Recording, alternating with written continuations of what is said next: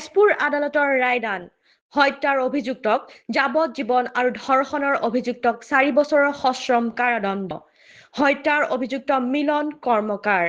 ধৰ্ষণৰ অভিযুক্ত জিতেন কুমাৰ মই মাৰা নাই দিছে মই তাক মাৰাই নাই মই কেনেকুৱা মাৰিম হা ঘৰ বুঢ়া হা কোনে মাৰিছিলে মই মাৰা নাই কোনে মাৰিছিলে মই ৰেপ কেছত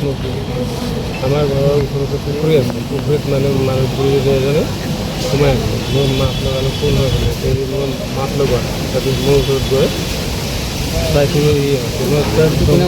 তাক ধৰিছিলোঁ মই হাতত নহয় বুলি একো কথা নহয় হাতত ধৰি উঠাব খুজিলে উঠা আছিলে নুঠিলে লাষ্টত কওঁ মই ওলাই আহিলোঁ মই ক'লোঁ যে স্কুলত থাকিলে মই ফাঁচি মৰে আজি মাননীয় কৌশিক হাজৰিকা আদালত ডিষ্ট্ৰিক্ট এণ্ড ছেছন জাজ শোণিতপুৰ তেজপুৰ এই সপ্তাহতে দুটা লাইফ ইমপ্ৰিজনমেণ্ট দিছে আজি এটা দিলে মিলন কৰ্মকাৰ বুলি তেখেতক লাইফ ইমপ্ৰিজনমেণ্ট দিছে লগতে ফাইন দিছে 20 বছৰ কাৰাদণ্ড প্ৰায় আৰু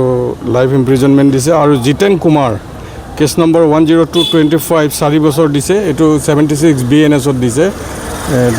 তেওঁ ওচৰৰ সম্পৰ্কীয় মানুহ এজনক বৰ বেয়াকৈ মাৰিছিলে মাৰপিট কৰা আৰু এইটো হ'ল লাইফ ইমপ্ৰিজনমেণ্ট দিছে আৰু আচৰিত কথা এই সপ্তাহতে দুটাকৈ লাইফ ইমপ্ৰিজনমেণ্ট দিয়া হৈছে আণ্ডাৰ BNS 103 BNSৰ